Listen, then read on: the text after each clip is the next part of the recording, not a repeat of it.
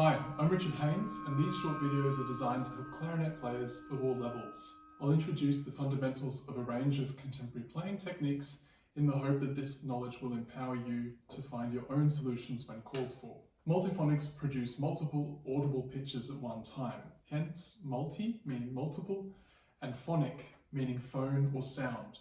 There are 4 different types of multiphonics on the clarinet, classified by how they're produced. First group, fingered multiphonics. The second group, spectral multiphonics. The third group, underblown multiphonics. And the fourth group, dyad multiphonics. There is a small amount of overlap between these groups, but I divide them like this because if I know what kind of multiphonic I have to play, I know what I have to do with my air and embouchure in order to make it sound. Let's look at the second group, spectral multiphonics. Spectral multiphonics can be produced on practically any note of the clarinet, but they become more complicated and delicate the higher you go. Whereas with fingered multiphonics, the split happened thanks to a finger being removed or added. Now the split happens with the embouchure. Before we do this, it's best to warm up the embouchure a little by removing the mouthpiece and performing this exercise. So we're going to warm up the flexibility of the embouchure, and so first we're going to blow a long tone just on the mouthpiece alone.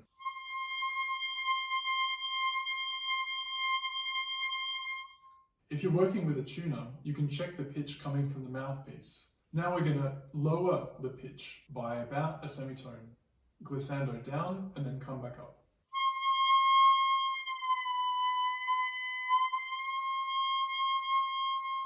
And now we're going to do a whole tone.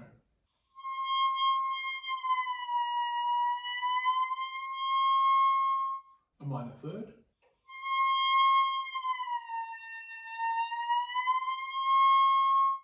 A major third,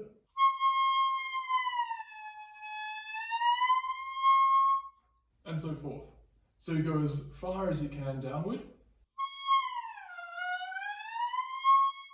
It's probably going to be about a 4th or a 5th, depending on your mouthpiece. This is a good way to warm up the flexibility of your embouchure in bending the pitch, because this is similar to what happens when playing spectral multiphonics. You'll notice that bending the pitch down further and further takes more and more control. You can use a tuner to monitor your control here. Now we can turn our attention to producing a spectral multiphonic. These are easiest to perform on the lowest few notes of the instrument. They entail coaxing out the naturally occurring overtones of the clarinet, whilst maintaining the fundamental note. So let's have a look at this on low E. As most of you probably know, the first overtone of the low E on the clarinet is the B. The register key helps us to access this overtone. The next natural overtone in the clarinet of this note is roughly a G. We're going to go for this note when departing from the low E with a spectral multiphonic. Now when we're playing the low E, slowly drop the jaw ever so slightly until the additional higher pitches begin to sound. In this case, it's always best to aim for a certain pitch. In a way, you have to be able to sing the pitch that you're going for. We've got to have this in our heads when we're playing the low E before we make the spectral multiphonic.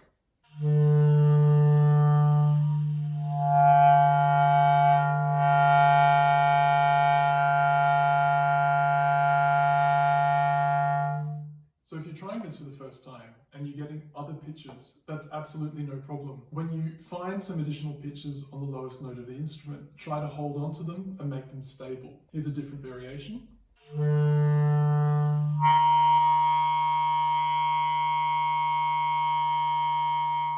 After that, you might like to try lowering or raising them in pitch by lowering or raising the back and sides of the tongue. So if this is my tongue and this is the tip of the tongue, tip of the tongue stays where it is, and you raise the back of the tongue upwards, as if you're going to yawn. This can take a lot of practice, but it's worthwhile. Let's try the same thing on F, F sharp, and G, playing first the fundamental note, and then slightly dropping the jaw, raising the back of the tongue, and activating some kind of spectral multiphonic.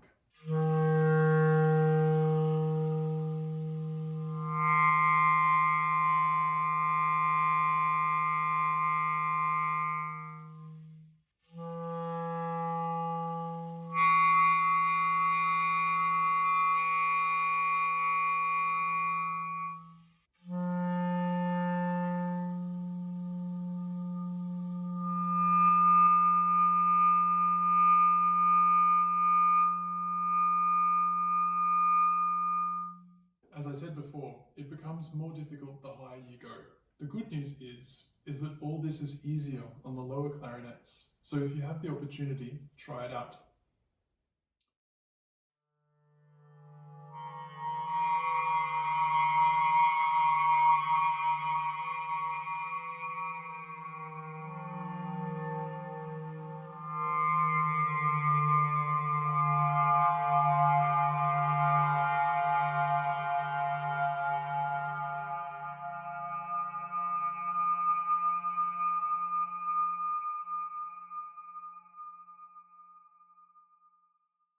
Remember, play the low note, drop the jaw slightly, allow the spectral multiphonic to bloom, and then try adjusting the height of the spectral multiphonic with the tongue.